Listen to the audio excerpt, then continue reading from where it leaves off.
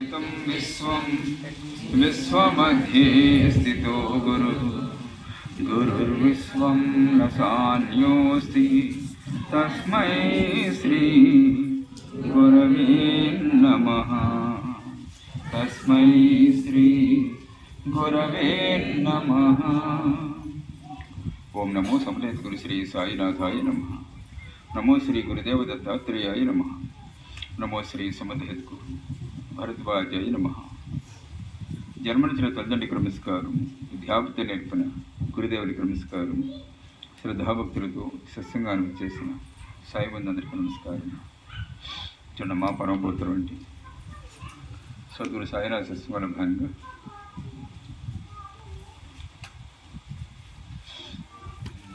భగవాన్ భరద్వాజ ప్రవచనాల్లో మనం గత వారం 26వ అధ్యాయం భగవంతుడు సృష్టితత్వం గురించి ప్రారంభించుకోవడం జరిగింది. దాంట్లో మొదటి లైన్లే మనం ఒకసారి వివరించుకోవడం జరిగింది. దాంట్లో భాగంగా మళ్ళీ మన పాయింట్ ఒకసారి ప్రస్తావించుకోవచ్చు. భగవంతుని యందు విశ్వాసం అనే విషయాన్ని జాగ్రత్తగా పరిశీలించినట్లయితే దానికి ముందు వేరొక విశ్వాసం కూడా ఇముడి ఉంటుందని మనం గమనించాలి. భగవంతుని విశ్వాసం అనే విషయాన్ని జాగ్రత్తగా పరిశీలించినట్లయితే భగవంతుడు విశ్వసించాలి, భగవంతుడు ఉన్నాడు అంటూ ఉంటాం కదా. అది గమనిస్తే దానికన్నా ముందు వేరొక విశ్వాసం కూడా ఇముడి ఉంటుందని మనం గమనించాలంటారు. ఏంటంటే ఏదైనా ఒక విషయాన్ని మనం సత్యమని అంగీకరించినప్పుడు, ఏదైనా ఒక విషయాన్ని సత్యమని అంగీకరించేటప్పుడు, అది సంపూర్ణంగా సత్యమని విశ్వసించినప్పుడు, అది సత్యమని నిర్ణయించేటటువంటి మన నిర్ణయం మీద, ఆ విషయం సత్యమని నిర్ణయించేటటువంటి మన నిర్ణయం మీద, నిర్ణయించే సామర్థ్యం మీద విశ్వాసం ఉండాలి. ఇది చాలా ముఖ్యమైన పాయింట్.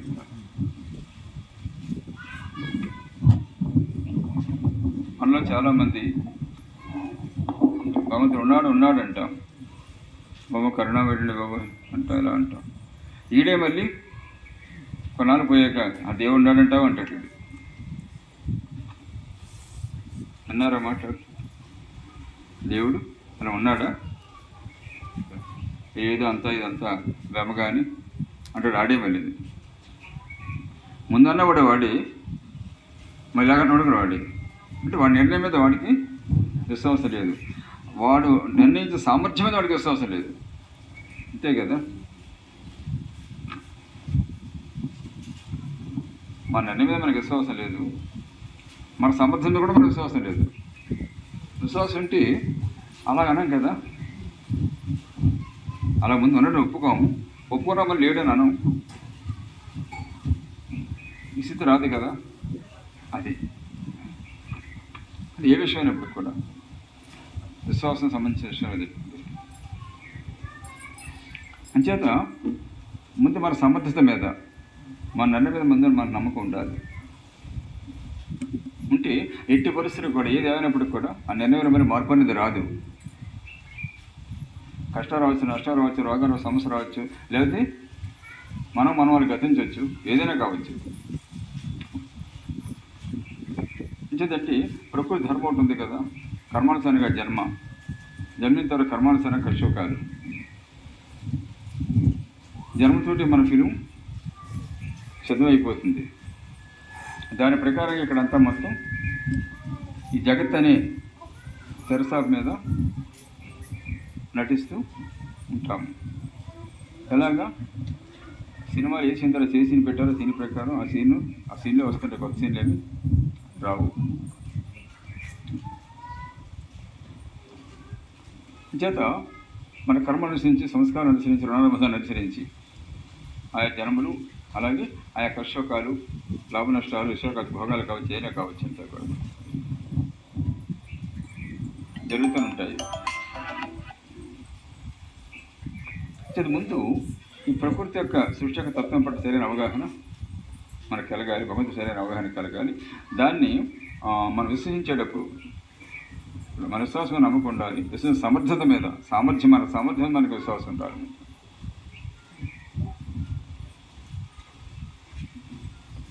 చాలాసార్లు మనమే అంటాం ఎవరు కూడా మన బయట కూడా మనకెందుకు, మన స్థితి మనం ఆలోచించండి. మనం పూర్తిగా ప్రతి విషయాన్ని సమగ్రంగా విశ్వసిస్తున్నామా, విశ్వసించింది దాన్ని నిలబడుతున్నామా?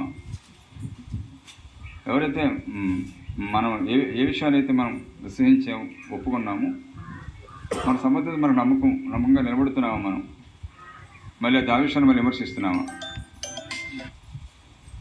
దాదాపు చాలా వరకు అందరూ ఆ విషయంలో మనం ఓడిపోయిన వాళ్ళని అంతా కూడా, బలహీనలు అంతా కూడా చాలా వరకు.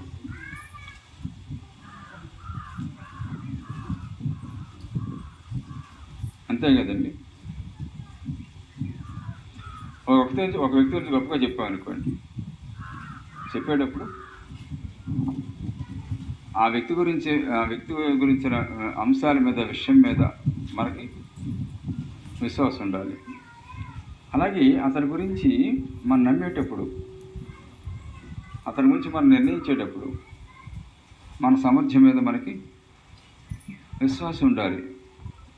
నేను సమర్థుడను, నేను సరైన నిర్ణయం తీసుకుంటున్నాను, నా నిర్ణయం ఎట్టి పరిస్థితులు కూడా ఢోకా అనేది లేదు, నా నిర్ణయం ఎట్టి పరిస్థితులు నిర్ణయం కట్టుబడి నేను ఉండగలను అనే విశ్వాసం నీలో ఉన్నప్పుడు అప్పుడు విశ్వాసం కరెక్ట్ అనమాట. అంతా అదే అంటారు. మనం ఏదో నమ్ముతాం అనుకున్నప్పుడు కూడా మన నమ్మకం మీద మన విశ్వసించే సమర్థత మీద మన నమ్మకం ఉండాలి.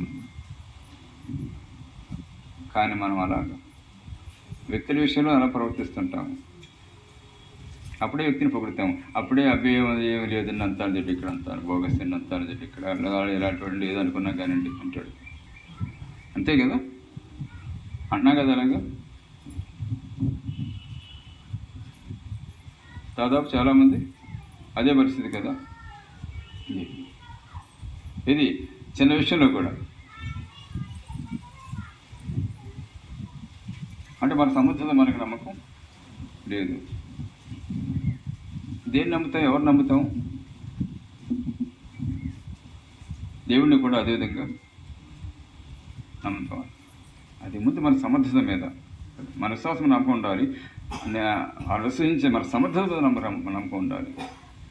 అప్పుడు మన విశ్వాసం కరెక్ట్ అవుతుంది, విశ్వాసం నిలబడుతుంది. లేకపోతే పొంకుంగులాగా ఉంటుంది అంతా. ఇది గమనించాడంతా. ఉదాహరణకి అదే ఇప్పుడు మనం ఒక ముఖ్యమైన అంశం మీద ఉన్నాము, గోమాతను తీసుకోండి. గోమాత సాక్షాత్తు భగవత్ స్వరూపం. మాత అని అన్నారంటే మన పెద్దలు, ఋషులు, దాంట్లో ఉంది విశేషంతో తల్లి అని చెప్పేసి. జన్మ తల్లి తర్వాత మరో తల్లి భూమాత, మరో తల్లి గోమాత.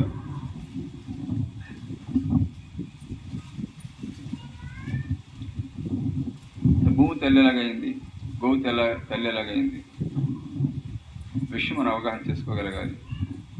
మన అవగాహన పట్ల మన విశ్వాసం ఉండాలి. మన విశ్వసించే సమర్థత పట్ల మనకు విశ్వాసం ఉండాలి.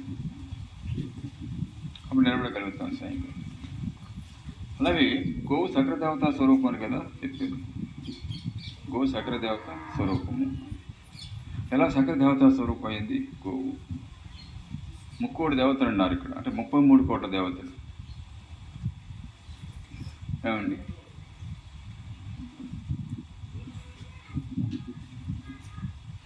కొంతమంది విమర్శిస్తారు, కానీ మనం విమర్శించం. విమర్శించడం మాత్రం మనకు తెలుసా? మనకు విశ్వాసం ఉందా? విమర్శించే వాళ్ళకి లేదు, మనకుందా? విమర్శించడం మనకుందా అవగాహన? 3 కోటి దేవతలు ఎలాగైంది గోమాత? సకల దేవత స్వరూపం ఎలాగైంది?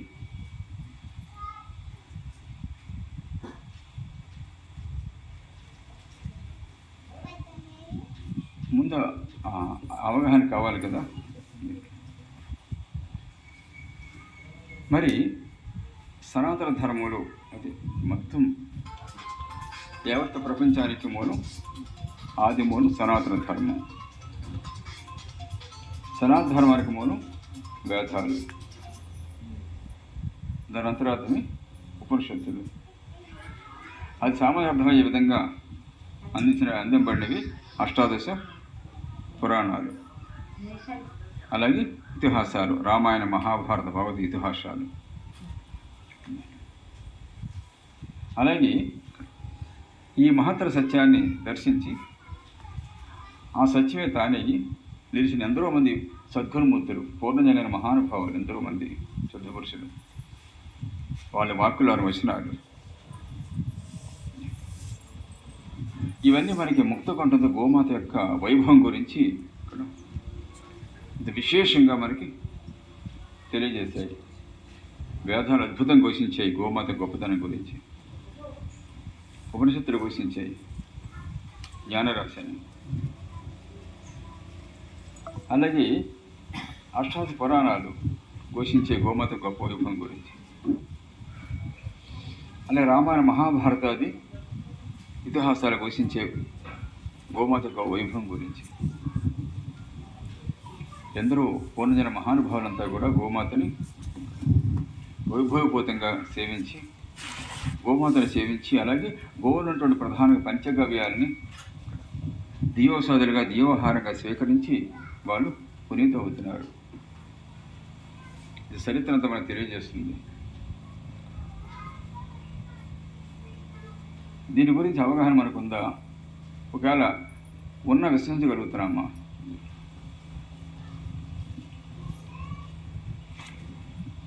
అయితే దాని గొప్పతనం మనకు తెలియాలంటే అది కూడా సద్గురు మార్గం శరణ్యం అంతా కూడా మనం తాత్వికంగా ఆలోచించగలగాలి.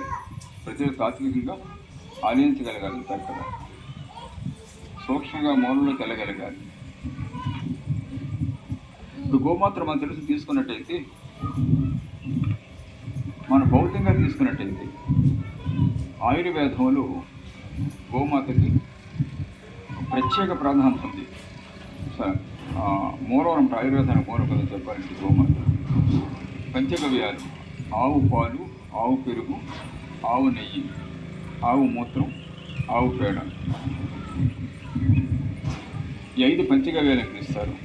ఈ పరమ ఔషధాలని చెప్పారు. పరమ ఔషధాలు సంపూర్ణ ఆరోగ్యాన్ని, అలాగే మనకి సంపూర్ణ ఆహారాన్ని, సంపూర్ణ ఆయుష్ని, సంపూర్ణ జ్ఞానాన్ని ఇవ్వగలిగి అద్భుతమైనటువంటి ఔషధాలని పంచగవ్యాలు. సాయినాథ్ చూడండి సందర్భాలు అంటారు. ఇక్కడ భావచరిత్రలో సన్నివేశం వస్తుంది. ఒకరోజు షిరిడి గ్రామ ప్రజలు గంగిరి బాబా అనే గడుత్ సాధువు గారిని తీసి తెచ్చుకుని వారి చేత సత్సంగం చేయించుకుని ఉంటారు. మారుతి ఆలయంలో కూర్చొని గంగిరి బాబా గారు ఆయన సత్సంగ ప్రవచనిస్తుంటే ఇలాగ సాయినాథుడు ఊరు బయట బావి దగ్గరికి వెళ్ళి కుండతో నీళ్లు తోడుకుని భుజాన్ని పెట్టుకుని ఆ మారుతి ఆలయం పక్క నుంచి నడుచుకుంటూ ఆయన మసీదుకి వెళ్ళిపోతున్నారు. ఆయన ద్వారకామయ్యకి వెళ్ళిపోతున్నారు. వెళ్ళిపోతుంటే చూశాడు, ఆయన ప్రసంగిస్తూ చూశాడు గంగిరి బాబా. అలా చూశాడు లేదు, వెంటనే టక్కన పైకి లేచి 2 చేతులకు నమస్కారం చేశాడు బాబా. నమస్కారం చేసి మళ్ళీ కూర్చుని పోలా ఆయన వెనకాల వెళ్ళిపోయాడు ప్రవచనానికి. అప్పుడు వీళ్ళందరూ ఏమంటున్నారు? ఆయన్ని సిరి ప్రజలందరూ ఏమంటున్నారు? పిచ్చోడు అంటున్నారు. సాక్షాత్ పరిపూర్ణ పరబ్రహ్మతత్వము ఒక మానవాకృతి భూమి అవతరిస్తే ఆ పరమతత్వాన్ని పిచ్చోడు అంటున్నారు వీళ్ళు, పిచ్చిపైకలు అంటున్నారు. కానీ ఈయన అలా చూసి చూడగానే పైకి నమస్కరించి ఆయన వెంటబడ్డాడు. సాయి ముందంతా వెనకాల, ఈయన వెనకాల మొత్తం జనం అంతా వెళ్ళారు. బాబా ద్వారకామయ్యకి వెళ్ళి ఆ కొండ అక్కడ దింపి వెనక్కి తిరిగేసరికి మళ్ళీ గంగిరి బాబా మళ్ళీ నమస్కారం చేశారు. గంగిరి బాబా నమస్కారం చేశారు. నమస్కరించగానే సాయి వెంటనే ఒక మాట అంటారు ఇక్కడ, దేవాలయం మసీదుకి వచ్చిందే అంటాడు ఆయన. దేవాలయం మసీదుకి వచ్చింది అంటాడు. అంటే వారి మనసులో ఉండే భేదభావం మీద దెబ్బ కొట్టాడు సాయినాథుడు. దేవాలయం వేరు, మసీదు అది వేరు, ఇది వేరు, ఇది వేరు అని చెప్పేసి అంత అడ్డుగోడలు కట్టుకుంటాం కదా. ఆయన మూల పరిపూర్ణ పరబ్రహ్మతత్వము, అక్కడ ఏ అడ్డుగోడ లేదు. ఏమండి, ఏ పరమాత్మ తత్వం నుంచి అయితే సకల ఆధ్యాత్మ సాంప్రదాయాలు ఆవర్తించాయో, ఒక ఆధ్యాత్మ సాంప్రదాయాన్ని ఒక మతంగా పిలిచారు. ఈ సకల మతాల ఆధ్యాత్మ సాంప్రదాయాల సంపూర్ణ సారమే సద్గురు సాయి అవతరించింది. అంచేత అక్కడ మూలం కనుక మౌనంలో అక్కడ ఒక ఒక పరవశేఖరం ఎక్కాలంటే 4 మార్గాలు ఉంటాయి, 10 మార్గాలు ఉంటాయి. కానీ మూలంలోకి వెళ్తే ఇక్కడ ఏ మార్గం లేదు, అక్కడ ఒకటే. ఇంకా శిఖరం మీద గెలిస్తే అక్కడ ఆ మూలం ఒకటే ఉంటుంది. ఇక్కడ దీంట్లో ఆ మూలమే సాయినాథుడు. అంచేత అన్ని ఆధ్యాత్మ సాంప్రదాయాలు ఇక్కడ ఏ మూలతత్వం ఆవిర్భించాయో ఆ మూలమే ఆయన కనుక అక్కడ ప్రత్యేకించి ఏ మతానికి ఏ ఆధ్యాత్మ సాంప్రదాయానికి ప్రాధాన్యత ఉండదు. సక్రమత సకల మానవ సామరస్యమే సద్గురు సాయి యొక్క తత్వము. అంటే భేదభావం ఎవరిని వచ్చినట్టయితే ఆ భేదభావం దెబ్బ కొట్టేవాడు సాయినాథుడు. ఇది దేవాలయం మసీదుకి వచ్చింది అంటాడు సాయినాథుడు. మంచిది, మరిద్దరం ఒకే కుటుంబం లేని వారము, ఎంతో కాలం కలిసి ఉంటున్నాము అని చెబుతూ సాయి అంటారు కదా, ప్రజలు క్షుద్రమైన విలాసన మైకులో సిక్కి సింధులేస్తుంటే హరిమాన్ నెత్తి మీద ఆవు పాలు పెట్టి వీళ్ళని ఉద్ధరించమని పంపించాడు. వీళ్ళ మధ్య హరిమాన్ ఎత్తు ఆవు పాలు పెట్టి వీళ్ళు ఉద్ధరించమని పంపించాడు, వీళ్ళ మధ్య పంపించాడు. కానీ జనాలు కించెత్తు కూడా పరివర్తన చెందటం లేదు, కించెత్తుగా పరివర్తన చెందట్లేదు. కించెత్తు కూడా అది మాట ఎప్పుడన్నారు, 100 సంవత్సరాల కింద అన్నారు. అది 100 రెట్లు మారిపోయిన సమాజం అప్పటికి ఇప్పటికి. ఏమండి, ఇప్పుడైతే అసలు వర్ణించలేని సమాజాన్ని అటువంటి పరిస్థితి అది. ఇక్కడ బాబా ఏమన్నారండి దట్ ఇక్కడ ఎందుకు వచ్చారు వాళ్ళు? ఒక జ్ఞానరాశిని తీసుకుని సకల మానవాళికి ఇక్కడ శుద్ధమైన పవిత్రమైనటువంటి ఆ జ్ఞానాన్ని అందించి తరింప చేయడం కోసం వాళ్ళు వచ్చారు భూమి మీద, మహాత్ములుగా వచ్చారు భూమి మీద. దాన్ని దేనితో పోల్చాడు ఆయన? ఆవు పాలతో కూడా. మనతో ఆవు పాలు కూడా పంపించాడు భగవంతుడి మధ్యకి. అంటే ఆయన రెండు ఏమనాకు వచ్చాడు, 2 అనుగ్రహానికి వచ్చాడు. యలోక శ్రేయస్సు, పరలోక శ్రేయస్సు, ఇహపర శ్రేయస్సు 2 అనుగ్రహానికి వచ్చాడు స్వయంగా. అంచేత సంపూర్ణ పరిశ్రమలోకి వచ్చాడు. అది దేంతో పోల్చాడు? దాన్ని ఆవు పాలతో పోల్చాడు. మనకేమైనా అర్థమవుతుందో? అవును, బాబాసారి చదువుకున్నాం, అంతవరకే గొప్పదాన్ని చదువుకున్నాం కదా, అంతే. ఇక్కడ విన్నాం అంతవరకే బాబా గురించి. చదవడం ఎందుకు, వినడం ఎందుకంటే దాని ఆచరణ పెట్టడం కోసం. ఆచరణ పెడితేనే ఫలితం. అంతే, ఇంటే చదివినంత మాత్రం వెలిగింది ఏమీ లేదు. ఆచరణ పెట్టినప్పుడే ఫలాలు మనం పొందగలుగుతాం స్వయంగా. అది బాబు అంత అద్భుతంగా చెప్పాడు సాయినాథుడు. గోవి గొప్పతనం గురించి చెప్పాడు. ఒక మాట చెప్పాడు ఆయన గోవి గొప్పతనం గురించి. అంటే మనకి 2 ఇక్కడ ఎవరో పరలోక 2 పడిన శక్తి సామర్థ్యాలు గోవిలో ఉన్నాయి. అలాగే ఈ ప్రకృతి అంతా కూడా శక్తిమయం కదా. ప్రకృతి అంతా కూడా శక్తి అన్నా ప్రకృతి అన్నా మాయన్న ఒకటి. ప్రకృతి అన్నా శక్తి అన్న మాయన్న ఒకటి. ప్రకృతి అంతా కూడా అంత శక్తిమయం. అయితే శక్తి మౌనంలోకి వెళ్తే ఒకటి శక్తి, ఒకటి సైన్స్ చెప్పేది అదే కదా, శక్తి ఒకటే ఎదుటి. ఆ శక్తి పదార్థ రూపం ధరించి అనేక నామరూపాతమైనటువంటి ఈ అనంత విశ్వంగా గోచరిస్తుంది. పదార్థ రూపం ధరించి, పదార్థాల మూలం శక్తి. పదార్థం నశిస్తుంది కానీ ఆ శక్తి మాత్రం నశించదు. ఆ రూపాన్ని మార్చుకో, ఒక రూపంలో శక్తి వేరే రూపంలోకి మారుతుంది తప్ప, అంతేకాదు దానికి నాశనం అనేది, శక్తి నాశనం అనేది లేదు. మూల ఒకటి, దాన్ని ఆది పరాశక్తి అని కూడా పిలుస్తారు. ఆది పరాశక్తి అని చెప్తారు. దాని యొక్క భౌతిక రూపాన్ని మాత్రమే చూడగలుగుతాం మనం. తన వాస్తవతత్వాన్ని చూడటం యోగులకే సాధ్యం అవుతుంది. శక్తి యొక్క తత్వం. అయితే ఆ శక్తి ప్రకృతి అంతా కూడా అనేక సామర్థ్యాలుగా విభజింపబడి ఈ ప్రకృతి అంతని కూడా నడిపిస్తుంది. ఇక్కడ కొన్ని కోట్ల శక్తి సామర్థ్యాలు ఈ ప్రకృతిని ఒక నిర్దిష్టంగా నడిపిస్తున్నాయి. ఆ నడిపించినప్పుడు ఈ ప్రకృతి అంతా కూడా ఒక సిస్టమేటిక్గా ఎలా కొనసాగుతుంది అంత. అది ఊరిక ఆగతాయిగా ఏది జరగదు. ఇక్కడ గాలి ఎలా వీస్తుందంటే దీనికి ఒక సిద్ధాంతం ఉంటుంది కదా దీంట్లో.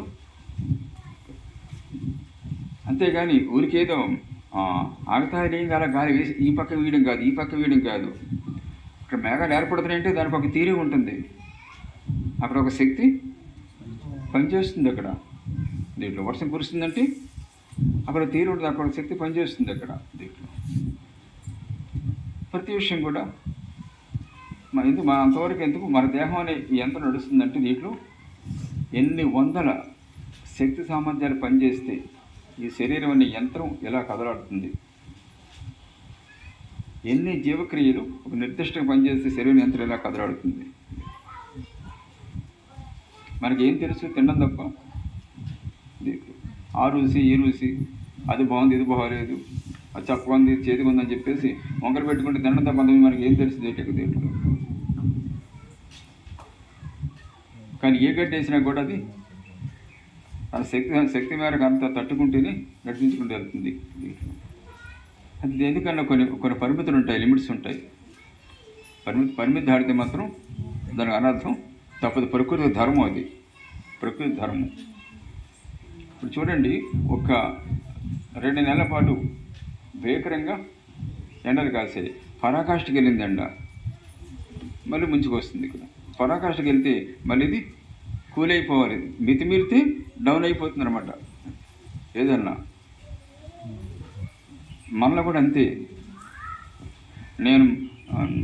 నాకు మంచి కండబలం ఉంది, ఇట్లా నన్ను ఎవడేం చేస్తాడు, రెండాలు ఇది ఎక్కడనుకోండి ఇట్లా పడిపోతాడు.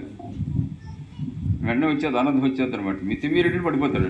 ఎవరికన్నా ప్రకృతి ధర్మం అనమాట అంతా. అక్కడ నేను మహా తెలివైన మేధావును, నావే చెప్తారు నువ్వు దీంట్లో నన్ను మించుడు ఎవరున్నాడు దీంట్లో ఆయన తలగం చేసాను, ఈయన పడగొట్టేసాను, తలగా తీసేసాను అంటాడు. అహంకరించాడు, పడిపోతాడు.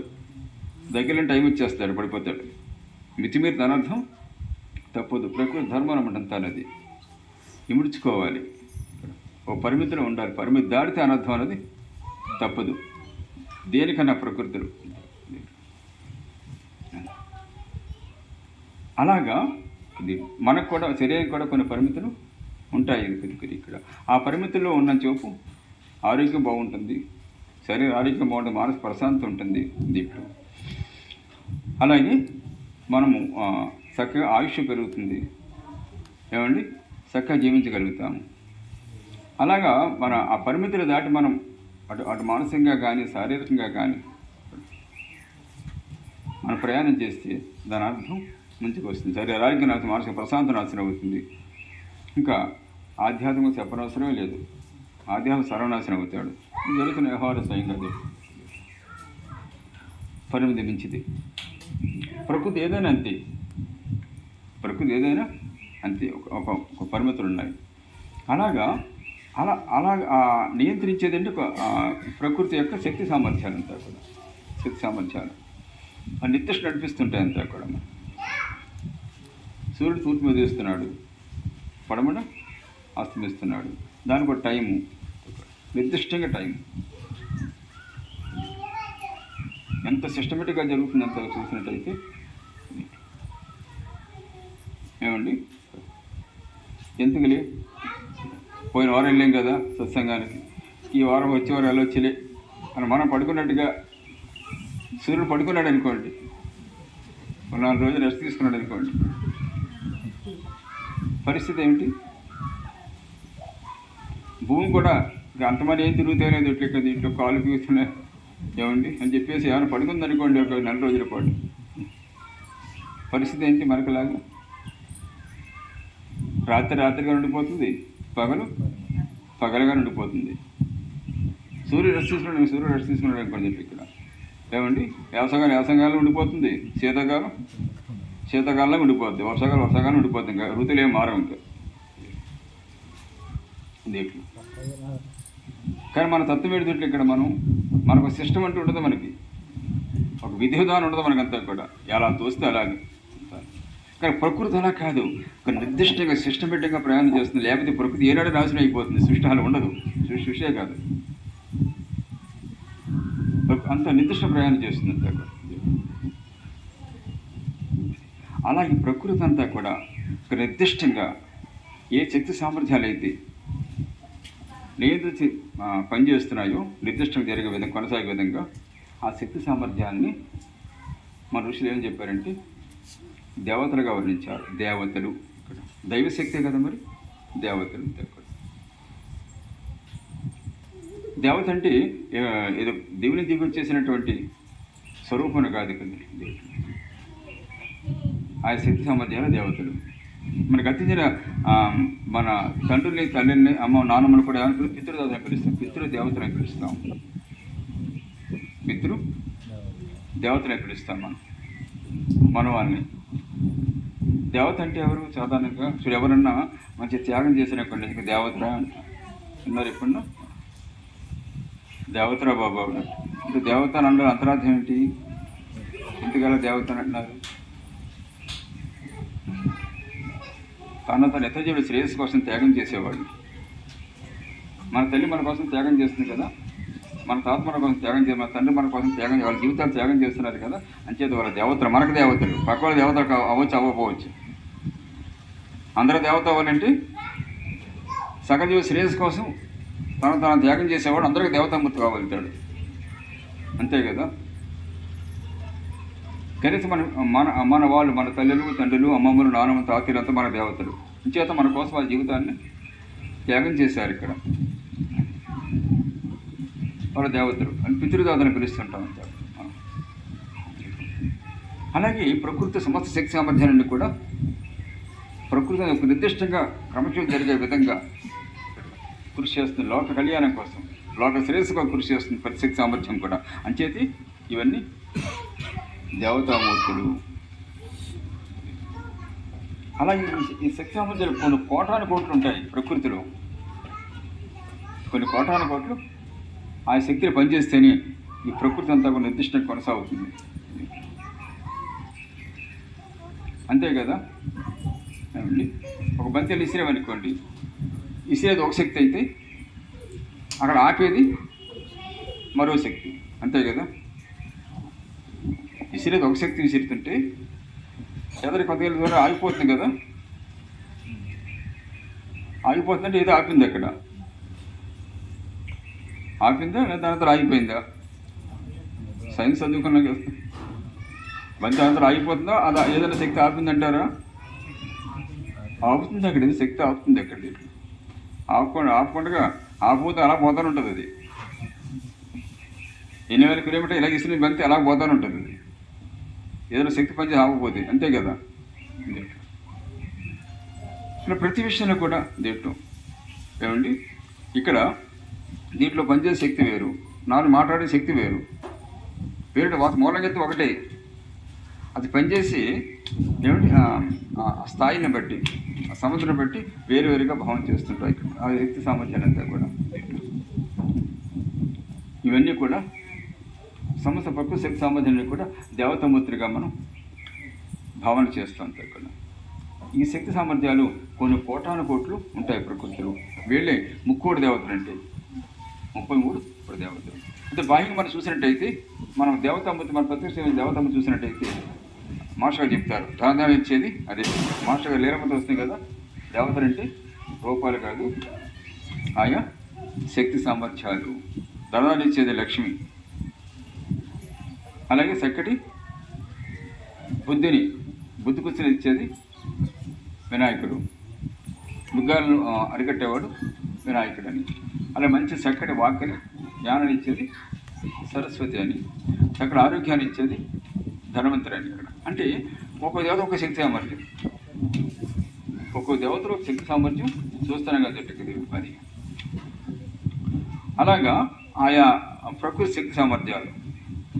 అంటే వాస్తవానికి వినాయకుడు ఎలా పుట్టాడా, లక్ష్మీదేవి ఎలా పుట్టిందా, సరస్వతి ఎలా పుట్టిందా, అదే నిజమా, ఈ ప్రశ్నలు వస్తుంటాయి అంతే అక్కడ.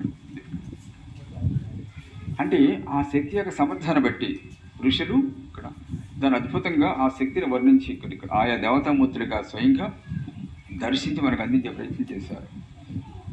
అదే మన ఋషులు ఏ భావంతో ఏ స్థాయిలో అయితే వాళ్ళు ధ్యానించి ఆ శక్తిని ఆరాధించారో ఆ రీతిగా మనం కూడా చేయగలిగితే అదేవిధంగా మనం కూడా ఆ శక్తిని ఆ రూపంలో దర్శించగల స్థాయి మనకి ఎదగలుగుతాం, దర్శనం పొందగలుగుతాం. మనం ఆ రూపంతో శక్తిని మనం ఆ శక్తిని ఏ రూపంతో ధ్యానిస్తే ఆ రూపంతో మనం సాక్షాత్కారం పొందగలుగుతాము. దానిలో మరమ అది అంతే కదా. ఇప్పుడు సాయి అని ఒక శక్తి ఉంది, ఏమండి, పరబ్రహ్మ చైతన్య శక్తి సాయి. ఆయన మరి ఏ రూపంలో ఏ దేవతను పూజే భక్తుడికి ఆ దేవతగా సాయి దర్శనం ఇచ్చారు కదా. ఉన్నది ఒక రూపమే కదా, ఆ రూపాలు ఎలా దర్శనం ఇచ్చాడు ఆయన?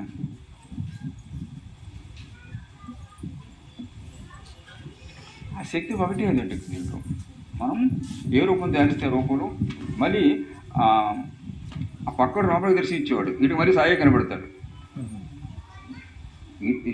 ఈయన సాయి కనబడతాడు, ఆయన రాముడు కనపడతాడు. అక్కలపడ చరిత్రలో చూడండి, అక్రమ చరిత్రలో ఒకడు భక్తుడు ఒకసారి ఫోటో అడిగితే ఒప్పుకుంటాడు, లేదు అనవసరం ఎంత ఈ గొడవ ఇంత గొడవ అని చెప్పేసి మెల్లిగా ఎవరు లేనప్పుడు మెల్లిగా కెమెరా ఎదురుకుండా పెట్టి షూట్ చేసేసి అని చెప్పేసి ప్లాన్ చేసుకుంటాడు. అలాగా ఇక్కడ ఫోటో తీసేద్దని చెప్పేసి అడిగిన దాకా మళ్ళీ అంటాడు, కాదంటాడు, ఇక్కడ తనలేపి ఎందుకని చెప్పేసి కెమెరా షూట్ చేసి అలా ఎదురుకుండా కూర్చుంటాడు. ఫోటో తీద్దారని అనుకున్నప్పుడు అలా ఎవడో అడ్డు వచ్చేస్తున్నాడు, తీద్దరం మళ్ళీ అడ్డు వచ్చేస్తున్నాడు. జగన్నాథ సూత్రధారి ఆయన తెలియదు ఇక్కడ ఆడ ఏం ప్లాన్ చేస్తున్నాడు, వాడి సంగతి ఏంటో తెలియదు, ఇక్కడ సమర్థ ఏంటో తెలియదు. ఎన్నిసార్లు ప్రయత్నం ఎవడో అడ్డు వచ్చేస్తున్నాడు, తీద్దరం ఎవడో అడ్డు వచ్చేస్తున్నాడు. ఇంకా అలా కలిసి విసిగిపోయి అలా ప్రయత్నం చేస్తున్నాడు. చివరికి అలాగే ఒకసారి దొరికాడు. దొరికంటే ఆయన అవకాశం ఇచ్చాడు, అది కొంచెం పాటించాడు, అవకాశం ఇచ్చాడు. లేదా ఆయన వెనకాల ఎక్కడెక్కడ దొరుకుతాడు, ఆయన దొరుకుతాడు. కిలిక్కమనిపించాడు, ఫోటో తీసేశాడు. అమ్మాయ్య నేను తీయలేను అనుకున్నా కదా, తీసేశాను అనుకుంటాడు ఫోటో. అంటే చక్కగా కడుగుతాడు, ఫిలిం కడిగేవారు కదా, కడిగి ఫోటో తయారు చేస్తాడు. చక్కగా వచ్చింది ఫోటో, అక్కడ మహారాజు ఫోటో వచ్చింది. వచ్చి అహంకారంతో గర్వంగా ఇక్కడ నన్ను ఫోటో తీయనివ్వను వదిలింటే కదా, చూడు ఎంత గొప్ప తీసాను, చక్కగా వచ్చింది ఫోటో చూడు అని చెప్పి చూపించవచ్చని చెప్పేసి ఫోటో చూడు స్వామి మీ ఫోటో తీశాను అని చెప్పి చూపించారు అన్నమాట. స్వామిది ఫోటో తీసుకుంటారు చేతితో, తీసుకుని ఆహా ఇదే నా ఫోటో అంటాడు ఆయన అని పక్కోడికి ఇస్తాడు. ఒరే చూడండి నా ఫోటో ఒకటిది అంటాడు అన్నమాట.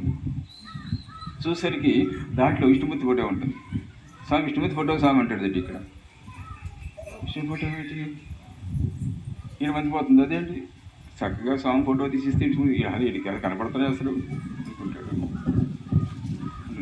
మళ్ళీ ఆయన మళ్ళీ పక్కన ఉన్నవాడికి ఆ పక్కడికి ఇమ్మంటాడు. ఇక్కడ నువ్వు చూడరా అంటాడు. ఇక్కడ ఆడంటాడు తిండికి వాడు ఇంకా ఈశ్వరుడు ఫోటో అంటాడు. ఇంకో పక్కడికి ఇమ్మంటాడు. ఇక్కడ అది బ్రహ్మదేవుడు ఫోటో, ఇంకో పక్కడికి ఇమ్మంటాడు. వినాయకుడి ఫోటో అంటే ఇంకో పక్కడికి ఇమ్మంటాడు, నరసింహ ఫోటో ఉంటాడు. ఇంకో పక్కడికి ఇమ్మంటాడు, ఆడేమో ఇంకో ఫోటో చెప్తే ఇంకో రూపం చెప్తాడు అంటాడు. ఈయన ఇచ్చకపోతుంది ఫోటో తీసేవాడు. అయ్యేది అసలు అసలు మనిషి అదే కనపడుతుంది అసలు కావాలా చక్కగా ఫోటో ఫోటో తీస్తే ఎలా చెప్తారు అనుకుంటాడు. వీళ్ళందరూ అయిపోయిన తర్వాత లాస్ట్ దానికి ఇస్తారు. ఈసారి నువ్వు చూడరంటాడు. దాంట్లో కోతి బొమ్మంటుంది. దాంట్లో సర్వసముద్రం కదా కోతి బొమ్మంటుంది. నరికాంతి పోతాడు ఇక్కడ. అప్పుడు అర్థమవుతుంది స్వామి శక్తి సామర్థ్యం. ఇక్కడ వెంటనే సాష్టాంగపడి నమస్కారం, స్వామి క్షమించడు స్వామి, నన్ను మీరు ఎవరు దర్శనం అని కోరుతాడు. మరి ఆయన రూపం కాదు, అక్కడ ఫోటో కాదు ఉన్నది ఎట్లెక్కదు అంటే ఇక్కడ ఒకటి వీడు అహంకారం ఏదైనా చేయగలిగి దాంట్లో ఇంకోటి ఏంటి పరతత్వం ఒక్కటే సమాధి ఇక్కడ ఎన్ని రూపాలు వచ్చినా ఒకే పరమ ఒకరు అన్ని రూపాలు మనకి దర్శనమిస్తుంది. ఏ రూపంతో పిలిస్తే ఆ రూపంతో దర్శనమిస్తుంది. ఇది పరమసత్యం. రామకృష్ణ పరమ చరిత్ర చదివిన తెలుస్తుంది. ఆయన ఆరాధించేది జగన్మాతని, కాళికామాతని. కానీ ఆయన పూర్ణత పొందిన తర్వాత ఏమిటి ఎంతమంది ఈ ప్రభుత్వం ఎన్ని మతాలు అయితే ఉన్నాయో అన్ని మతాలు ఎంతమంది మూలపురుషులు అయితే ఉన్నారో ఆయా రూపాలన్నీ కూడా ఆయన కోర్ రూపంలో దర్శనం పొందాడు స్వయంగా. ఆయన ఏ రూపం తర్వాత రూపం దర్శనం ఇచ్చిందట ఆ భగవశక్తి. అది అంతే. సాయినాథ్ చూడండి, ఆయన దేవతలైనా కాదు, మన తాతగా దర్శనం ఇచ్చేవాడు. ఏమండి, మా నాన్నమ్మ దర్శనం ఇచ్చేవాడు, బెచ్చగాడు దర్శనం ఇచ్చేవాడు, కుక్క దర్శనం ఇచ్చేవాడు, పిల్లగా దర్శనం ఇచ్చేవాడు. అంతా కూడా ఆయన రూపం ఆయవాడు, ఏకదవ నేనని చెప్పాడు. అంతా కూడా అంటే ఏమిటి ఉన్నది ఒక్కటే. ఇక్కడ ఒక్కటైనటువంటి ఆ భగవత్ చైతన్య శక్తి ఇన్ని రూపాయలుగా దర్శిస్తున్న పరమసత్యాన్ని సాయి ప్రాటిగా నిరూపించారు.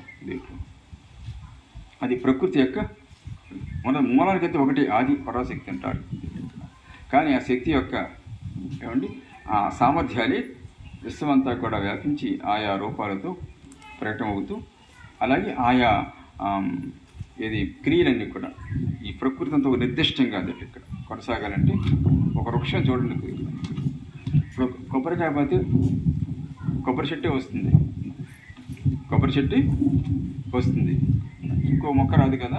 ఇక్కడ అలా పనిచేయాలంటే దాని మీద ఎన్ని శక్తి సామర్థ్యాలు పనిచేయాలి. ఇక్కడ సృష్టి తత్వం ఏ విధంగా పనిచేస్తే అంత అలా జరుగుతుంది.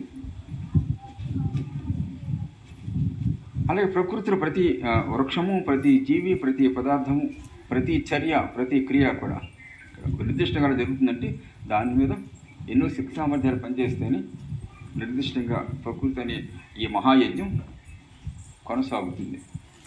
అంటే ప్రకృతి అంతా కూడా ఏ శక్తి సామర్థ్యాలు అయితే నడిపిస్తున్నాయో వాటిని మనుషులు ఏమని పిలిచారు? ముక్కోడి దేవతలుగా పిలిచారు. అంతే. ఇది అర్థం కాక ఇక్కడ కొంతమంది వీళ్ళకించి అర్థం కాదు కదా. మీరు చూస్తుంటారు కొంతమంది పరాయ మతస్థులు ఇక్కడ ప్రధానంగా సైతాన మతాలు వాళ్ళకి అర్థం కాదు, దేవుడు అంటే అర్థం కాదు వాళ్ళకంతా. గుడ్డిగా వాళ్ళు చెప్పిన వాళ్ళు ఎన్నం తప్పదు. పరమాత్మ అంటే ఇది ఒక లోకాన పరిమితం కాదు, ఒక రూపాన పరిమితం కాదు, మన సర్వాంతర్యామి సర్వవ్యాపకుడు అనుమతుల బ్రహ్మాండంలో ఉన్నటువంటి ఆ చైతన్య శక్తి పరమాత్మ నిజస్వరూపం అంతా కూడా ప్రకృతి అన్ని జీవుల్లో, అన్ని వస్తువుల్లో, అన్ని పదార్థాల్లో అంతటా ఆవరించిన చైతన్యమే పరమాత్మ. అదే సాయి చరిత్ర అంతా ఈ సత్యాన్ని మనకు తెలియజేసింది. లీలామృతం అంతా అదే మనకంతా.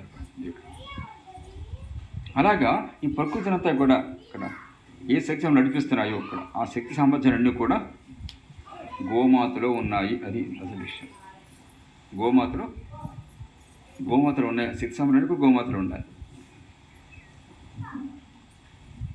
దాన్ని ఉపయోగించుకోవడం మన శాతం అవ్వట్లేదు. అది మన పూర్వీకులంతా చక్కగా సద్వినియోగం చేసుకున్నారు గోమాతని. పూర్వీకులందరూ కూడా మనం అపరమేధాలు అయిపోయి అత్యధికారులు పెరిగిపోయి మనం గోమాతను పక్కన పెట్టి దాని పర్యవసానంగా దీంట్లో అమృతాన్ని విషయాన్ని అమృతంగాను భావన చేస్తున్నాం. మనం అమృతాన్ని విషయంగాను అమృతంగాను భావన చేస్తున్నాము. అంచేతి అంతటి సద్వస్తువు కనుక ప్రతి ఇంట గోమాత ఉన్నది. పూర్వం రోజుల్లో ఇంటి ముందు కట్టుకునేవారు. ఉదయం లేస్తున్న గోమాతని ముఖ దర్శనం చేసుకునేవారు. ఇంకా సకల శుభాలు చేకూరుతాయని చెప్పేసి మనకి. అలాగే సైన్స్ పరంగా సైన్స్ పరంగా చూసినట్టయితే ఇందా చెప్ప పంచగవ్యాలు ఆవు పాలు, ఆవు పెరుగు, ఆవు నెయ్యి, ఆవు మూత్రం, ఆవు పేడ, పంచగవ్యాలు ఇవి గొప్ప పరమోత్సవాలు. ఈనాడు మూత్రపిండ వ్యాధులు, అలాగే కాలేయ వ్యాధులు, ఇంకా ప్రధానంగా క్యాన్సర్. అంటే నాకున్నంత విశ్వాసం మేరకు ఏంటంటే ఎవరైతే ఈ గోవు యొక్క పాలు, గోవు పెరుగు, గోవు నెయ్యి, ప్రధాన గోవు మూత్రము, గోవు పేడ వంటి ఉపయోగించుకుంటారో వాళ్ళు క్యాన్సర్ బారిన పడరు. నాకున్న విశ్వాసం వరకు కూడా. ఎక్కడన్నా ఒకటి జరుగుతుందంటే అంటే సత్యం ఎప్పుడో నేను అమాస్క ఆవు పాలు తాగానండి, పున్నానికి ఆవు పెరుగు వేసుకున్నానంటే కాదు. ఇక్కడ నిత్యం వాడుతుండాలి. వాళ్ళు క్యాన్సర్ బారిన పడే ప్రమాదం రాదు. గోవంటే ఇంత చెప్పుకున్నాం. ఇక్కడ గోవంటే ఇది కాదు, పెచ్చప్ప గోవులు ఏమంటే జెర్సీ గోవులు కాదు. అసలు అవి మామూలుగా గోవులన్నా కూడా అవకాశం లేదు. గోవంటి దేశవాళీ గోవి, ఒంగోలు జాతి ప్రధానంగా మోపడుతున్న గోవుని మనం సాంప్రదాయంగా భావన చేస్తాం. వాటికే శక్తి సామర్థ్యాలు ఉంటాయి స్వయంగా. అంచేత అది కనీసం అరగంట పాలించిన అమృతం. అందుచేతి మన నిత్య జీవితంలో అన్నీ చేస్తానంట మనం తప్ప. కొంప కట్టుకుంటే ముందు గోవుని పంపిస్తాం లోపలికి, గోవుని పంపిస్తాం మనం. అలాగే ఒక దేవతాలయం కడితే ముందు ఎవరు చూపిస్తారో దైవాన్ని కళ్ళకి కంతరు కట్టేస్తారు చూడండి. బ్రష్ చేసినప్పుడు కళ్ళు ఆ కంతరు ఇప్పగానే ముందు ఎదురుకుండా ఏది కనపడాలి? గోమాత కనపడాలి దేవతామూర్తికి. అది కనపడితేనే సంతృప్తి చెందుతారన్నమాట దేవతామూర్తి. అది ముందు గోవు కనపడాలి, ఎదురుగుండగా గోమాత కనపడాలి. అప్పుడు ఆ దేవత సంతృప్తి చెందుతారు. అలాగే మరి దీపరాన్ని పెట్టాలంటే ఆవులే దీపారాయణ చేయాలి. అభిషేకం చేయాలంటే ఆవుపో దీపారాయణ అభిషేకం చేయాలి. ఇవన్నీ చేస్తుంటాం, మనం మాత్రం వాడం. అది ఎంత చిత్రం చూడండి. అంటే దేవతలు ఇష్టమైంది నీకు ఇష్టం లేదు, అంతే కదా. దేవతలు ఇష్టపడతారంటే నీకు ఇష్టం లేదంటే దేవతామూర్తి మీద నీకు ఇష్టం ఉన్నట్టు లెక్క ఏంటి అసలు? నీకు విశ్వాసం లెక్క ఏంటి అసలు? ఆ దైవం నమ్ముతున్నట్టు లెక్క ఏంటి అసలు? సమస్త దేవకోటి విశ్వసిస్తున్నటువంటి ప్రీతిపాత్రగా భావన చేస్తున్నటువంటి ఆ గోక్షరం కానీ, గోవు పెరుగు కానీ, గోవు నెయ్యి కానీ నీకు ఇష్టం లేదంటే ఆ దేవత ఇష్టమని ఎలా నమ్మగలుగుతావు? అలాగే ఎవరికైనా మైలు వచ్చిందనుకోండి, శుద్ధి కావాలంటే ఆవు పాలు, ఆవు మూత్రం తీసుకెళ్ళి ఆ రోజు ఇల్లంతా చల్లుతారు. గోమూత్రం చల్లుతారు కదా, అంతా చల్లుతారు తీసుకెళ్ళి, శుద్ధి అవుతుందట. ఇంచేతంటే అది గొప్ప యాంటీబయాటిక్. సైన్స్ ఇంచేదంటే మన హిందూ ధర్మంలో అద్భుతమైన సైన్స్ ఉంది, దానికి గొప్ప తార్కికత ఉంది, గొప్ప ఆరోగ్య సూత్రం ఉంది. గుడ్డుకి ఏదీ లేదు. ఇదంతా చెప్పకుండా మన వాళ్ళు ఏంటంటే ఆచార సాంప్రదాయంగా మనకి చెప్పేశారు. కానీ మనం ఎందుకు విశ్వసించాం అలాగా? అది మన దురదృష్టం అనమాట. ఇంత ఈనాడు కలిమాన దురదృష్టం సైకా. అది అంచేత మన ఎవరైతే పంచగవ్యాన్ని చక్కగా సద్వినియోగం చేసుకున్నారో వాళ్ళు భయంకర వ్యాధులకి గురి కారు. అది ప్రధానంగా అంటే ఈ పంచగవ్యాన్ని ప్రధానంగా వాడే ప్రయత్నం చేయగలగాలి నిత్యం కూడా. ఇక్కడ కర్మానుసారంగా ఏదన్నా అటువంటి వ్యాధి మనకు పడసూపున దాని నుంచి త్వరగా కోరుకోవాల్సిన సమర్థత కూడా మనకి ఆ పంచగవ్యాలు ఇస్తా మనకి గోమాత ఇస్తుంది.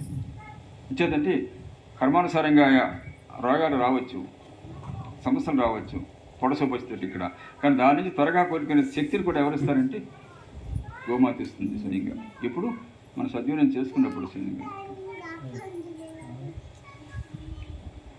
అంత విశేషిస్తుంది గోమాతలు.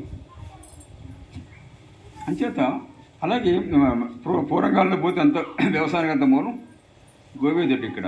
అప్పుడే కాదు, ఇప్పుడు కూడా ఏమన్నారు సైంటిస్టులు అంతా కూడా, మీ రోగాలకంతా కారణం ఈ రసాయన ఎరువులతోటి, ఈ పురుగు మందులతోటి వ్యవసాయం చేస్తున్న విషయం తింటున్నారు మీరు, ఇంకా విషయం వల్ల భయంకర రోగాలు వస్తున్నాయి, చచ్చిపోతున్నారు. అదొట్టి ఇక్కడ దాని నుంచి బయటపడాలంటే గో ఆధారిత వ్యవసాయం చేయండి,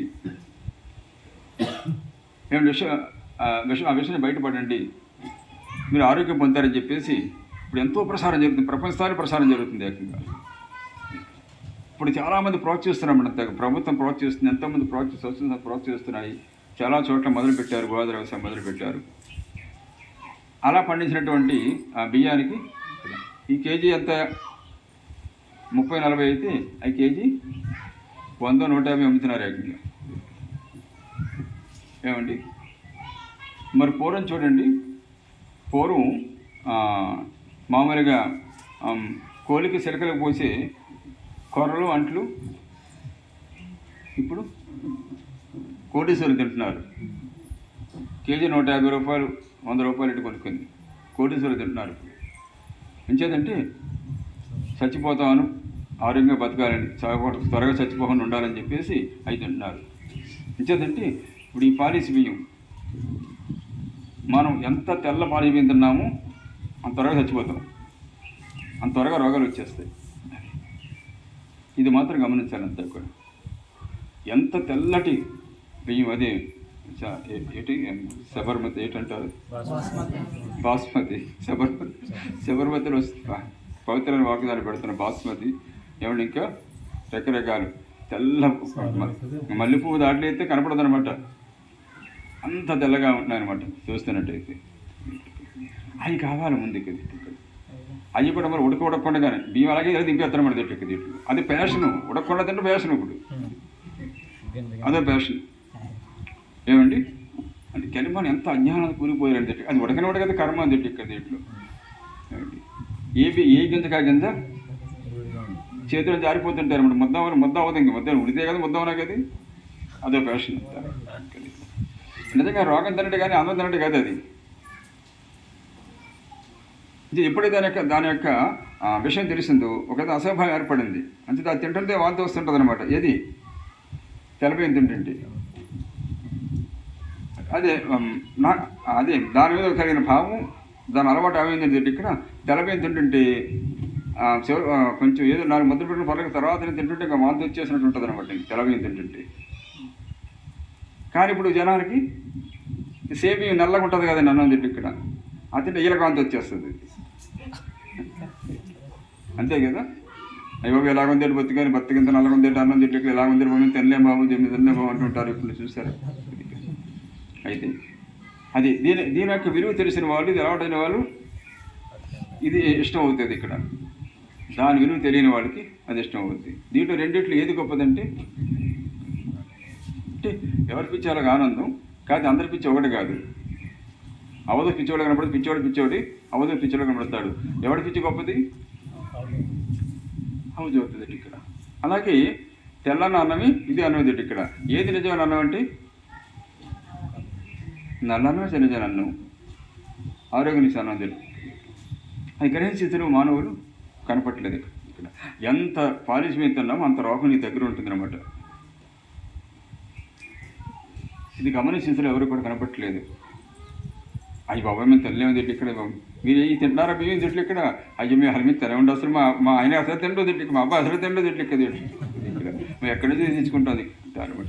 ఎంత గొప్పలు చెప్తుంటారు ఇక్కడ, గొప్ప చెప్పు మరీ తింటుంటారు ఇక్కడ. ఇంకా రోగాలు రాకపోతే ఏం చేస్తాయి ఇక్కడ. చెప్పింది దాంట్లో కనీసం చిన్న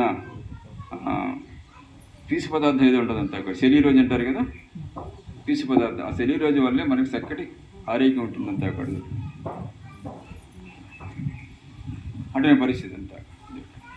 అంచేత అప్పుడు అందరూ అది చెప్తున్నారు ఇక్కడ, గో ఆధారిత వ్యవసాయం ద్వారా మీరు సంపూర్ణ ఆరోగ్యాన్ని పొందగలుగుతారు. విషపూరిత ఆహారం ఇన్ని రోగాలు ముచ్చేస్తారని చెప్పేసి సైంటిస్ట్ అంతా ఒక ముక్తంగా ఘోషిస్తారంత అక్కడ. అయినా తెలుసుకునే పరిస్థితి మనం ఉండలేదు. ఇంకా విషయాన్ని తిన్న ప్రయత్నం చేస్తుంటున్నాం. మనం ఒక ఆవును పెంచితే 30 ఎకరాలు చేయొచ్చు అని చెప్తున్నారు సైంటిస్టులు. ఒక దేశవాళీ భూమిని ఒక ఆవుతోటి 30 ఎకరాల పొలాన్ని సాగు చేయొచ్చట. వీటి పిండి లేకుండా పురుగు మందులు కొట్టకుండా సాగు చేయొచ్చట. అటువంటి చోటు చేస్తున్నారు, చాలామంది చేస్తున్నారు. పెట్టుబడి తక్కువ, శ్రమ తక్కువ పని.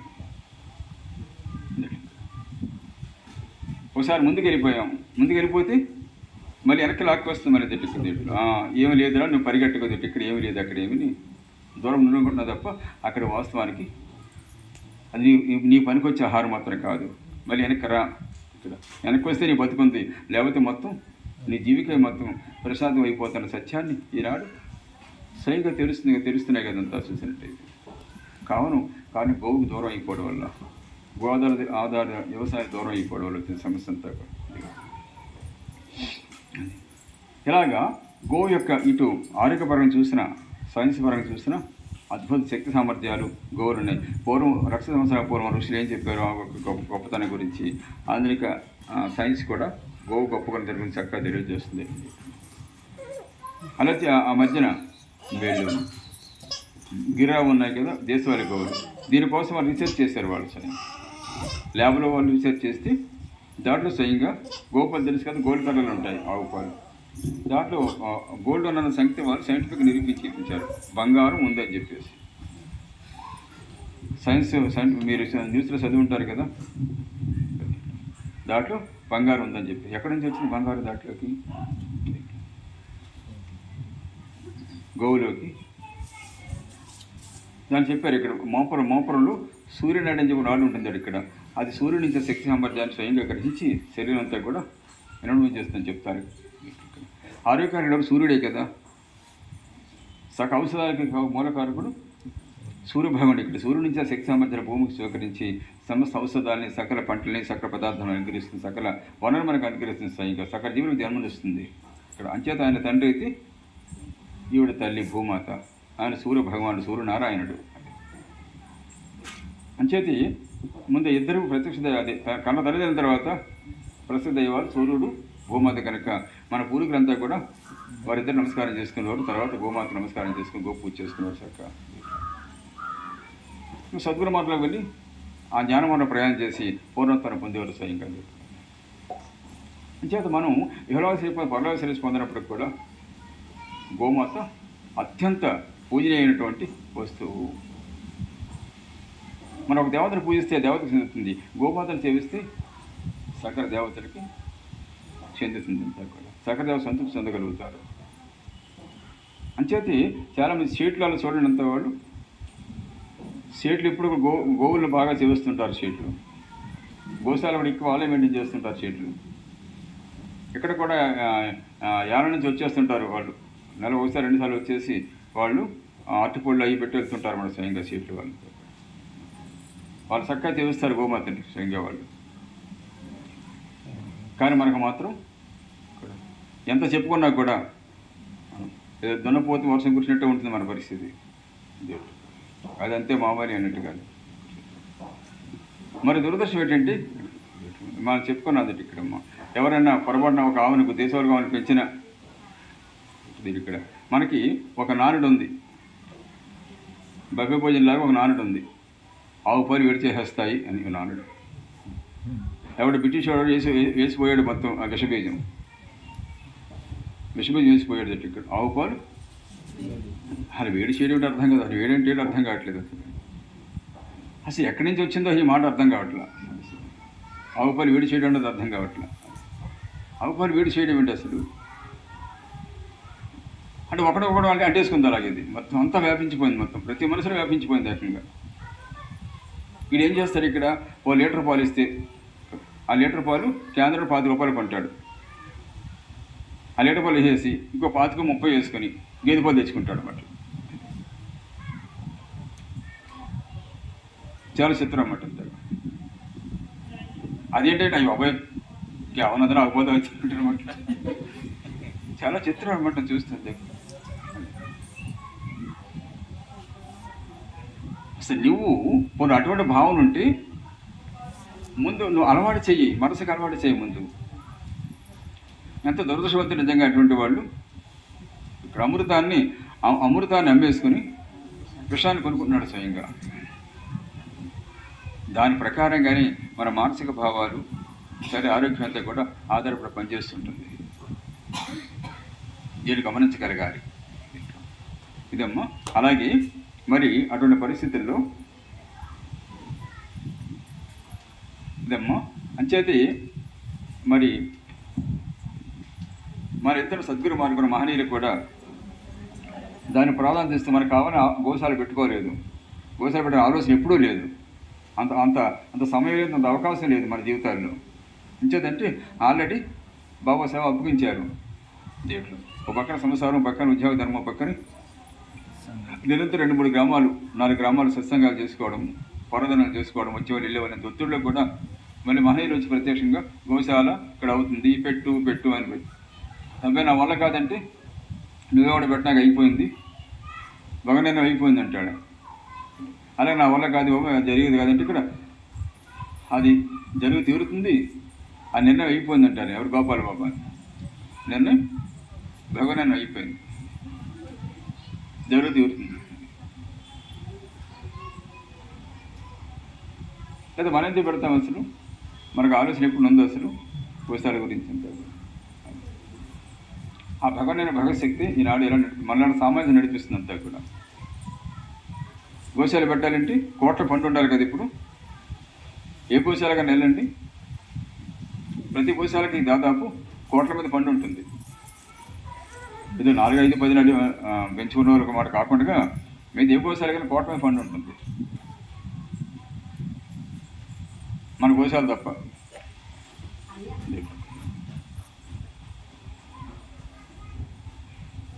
చిత్రం. కానీ అయినప్పుడు కూడా ఎక్కడ జరగని విధంగా ఇక్కడ మనకి అంత నిత్య గోశాల జరుగుతుందంటే ఆ భగవశక్తి మన అందరిని ప్రేరేపించి మన సేవ చేయించుకొని అంత నిర్దిష్టంగా ఆ సేవ కొనసాగిస్తుంది గత 12 సంవత్సరాలుగా. అది ఆ సత్యాన్ని గ్రహించి వాళ్ళు తెలుస్తుంది స్వయంగా. అదే మన అంటారు ఇది ఇక్కడ దీంట్లో నేను బాధ్యరాయని చెప్పేసి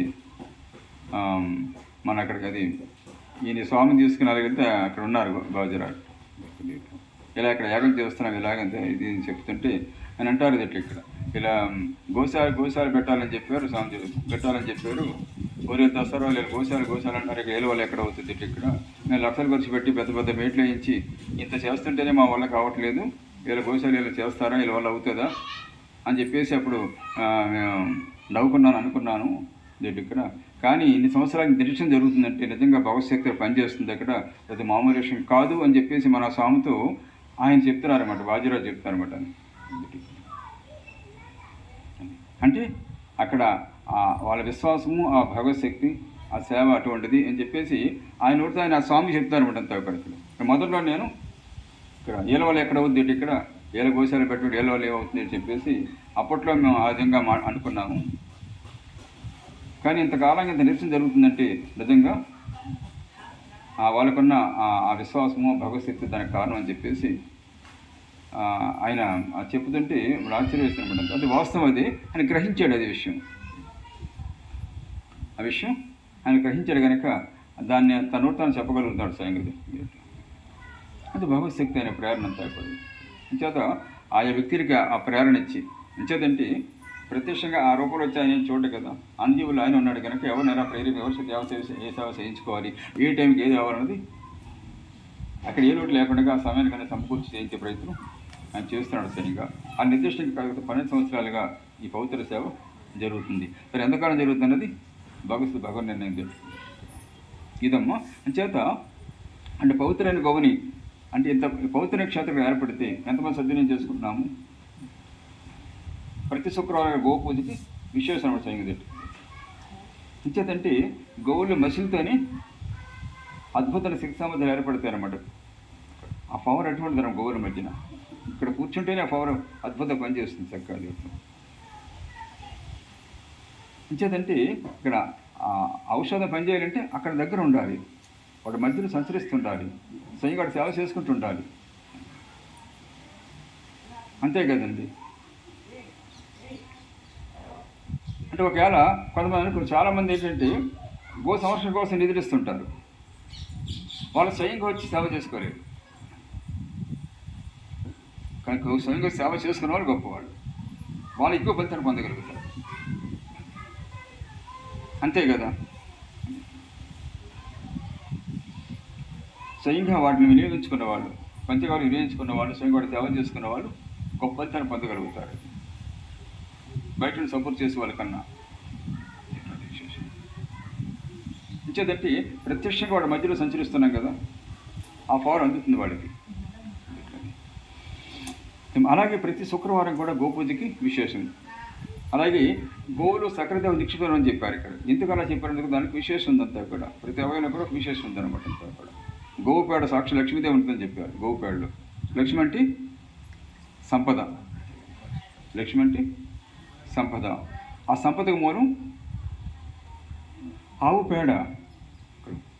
ఆవు పేడ, ఆవు మూత్రం కదండి. ఈ రెండింటి వల్ల మనకి అద్భుతంగా గోవాది వ్యవసాయం వీటి వల్ల జరుగుతుంది. దాన్ని సర్వ సంపదలు వస్తాయి. ఆరోగ్యం చేకూరు వనరులు దాని నుంచి వస్తుంటాయి మన స్వయంగా. అంచేత లక్ష్మి స్వయంగా గోవు పేడలు గోమూత్రం స్వయంగా ఉందన్న సత్యాన్ని, ఈ పరమ సత్యాన్ని ఆ విధంగా చెప్పారు మన వాళ్ళు. ఇలా చెప్తే వాళ్ళకి అర్థం కాదు. లక్ష్మి అంటే గమ్ముని దండం పెట్టేస్తాం. అది లక్ష్మి వచ్చే మార్గం అదనమాట స్వయంగా. అంచేత ఆవు పేడతో కల్లా వేసుకోవడము, ఆవు పేడ కలుపుకోవడము, ఇదన్నీ ఆరోగ్య సూత్రాలు స్వయంగా మనకి. ఈ సత్యాన్ని గ్రహించి ఒకసారి వెనక్కి వెళ్ళి సద్వినియోగం చేసుకుంటే పద్ధతిని పొందగలుగుతాము. అలాగే అంత దేవతమైనటువంటి గోమాతను శ్రద్ధాభక్తులతో ఎవరైతే పూజించుకుంటారో తప్పగా దేవత ఇక్కడ ఉంటుందని చెప్పేసి కూడా చెప్పారు. అంచేత గో పూజ చేసుకోవడము. అలాగే ఇప్పుడు మనం తలపెట్టినటువంటి యాగం శ్రీ సురభి గోరక్ష దీక్షా యాగం, సురభి గోరక్ష దీక్షా యాగం గురించి ఈ స్వామి వచ్చారు కదమ్మా దేవుడు ఇక్కడ.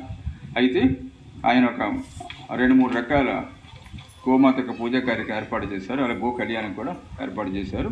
గో యొక్క విశేషత గురించి చక్కగా ఆయన తెలియజేస్తూ ఏమో నిత్య పూజలు గోమయ గణపతి ప్రతిజ్ఞ, అలాగే లక్షగరికి పూజ, హోమం అని చెప్పారు. అలాగే గోమయ గౌరీ వ్రతం, అలాగే మహిళల బలిష్ట దోష నివారణ వ్రతం, గోమయ గౌరీ కుంకుమ అర్చన, ఈ పూజా కార్యక్రమాలు స్వయంగా చేస్తారు స్వామి. అలాగే గో కళ్యాణం, అలాగే గోవ్రతం కూడా చివరి 6వ రోజున గో కళ్యాణము, ఆ 7వ రోజున గోవ్రతం, తర్వాత పూర్ణాహుతి చేస్తారు. అంటే ప్రతి ఒక్కరు వచ్చి మనం లక్షపతికలు చేయించారు కదా, 1,10,000 అని చెప్పారు. దాదాపు 1,10,000 పూర్తయినట్టు. ఇప్పుడు తర్వాత ఏమో ఆవినయ్య తీసుకొస్తారు స్వయంగా. ఆవినయ్య పిడుకులు ఇక్కడ సమకూర్చి ఇస్తారు స్వయంగా మనకి. అలాగే మనం తెచ్చుకుంటే కొంచెం పూలు, పసుపు, కుంకుమ తెచ్చుకోమని చెప్పారు. మిగతాయి ఇక్కడ ప్రధానంగా ఇవి ఆవు నెయ్యి, ఆవు పిడుకలు, పాములు ప్రతి ఒక్కరి చేత మంత్రాలు చెప్పిస్తూ చేస్తుంటారు. 20 రకరకాల పూజలు. పొద్దు 9 గంటల సాయంకాలం 6 గంటల వరకు ఈ కార్యక్రమం జరుగుతుంది. మధ్యాహ్నం ఇక్కడ పూజలో పాల్గొన్న వాళ్ళకి కొంచెం అల్పాహారంగా ఇవన్నీ ఏర్పాటు చేసే ప్రయత్నం మనం చేసుకుంటామని చెప్పి ఇక్కడ మన సంస్థ తరపున మనం చేసుకుంటుంటుంది అంతాను. అయితే ఇది మనమే దాదాపు భరించవలసి ఉంటుంది అన్నమాట కూడా. అయితే ప్రస్తుత పరిస్థితుల్లో అందరూ తెలిసిందే ఇక్కడ మన పరిస్థితి. మన కార్యక్రమం అంతా కూడా అలా గాలి వెళ్ళిపోతుంటాయి ఏమండి. అదంటే ప్రతి కార్యక్రమం కూడా ప్రత్యేకించి ఎవరిని అడగడము, ఎవరిని బలం చెట్టుకుంటే ఏమి ఉండదంతా కూడా అని సూచించి విడిచిపెడతాము. ఎవరైతే వారి మనసులో పవిత్ర భావం కలిగించి సహకరిస్తారో దాన్ని వినియోగించే ప్రయత్నం చేస్తుంటాం చెప్పి ఇక్కడ. అయితే స్వామి అక్కడ కార్తీక మాసం చేశారు, గత కార్తీక మాసం. అది అప్పుడే వచ్చి చెప్పారు ఇక్కడ పవిత్ర గోదావరి నది, గోమాత పేరు మీద కదా గోదావరి వచ్చింది, గోమాతలో గోదావరి వచ్చింది. దాని తీరం ఉంటుంది పవిత్ర గోశాల అది. ఇక్కడ ఈ ప్రాంగంలో చేస్తే చాలా బాగుంటుంది, ఇక్కడ చేయాల్సి 2-3 సార్లు చెప్పారు స్వామి. అయితే మన సెలవులు ఉండేటాన్ని పెట్టి బాగుంటుందని చెప్పి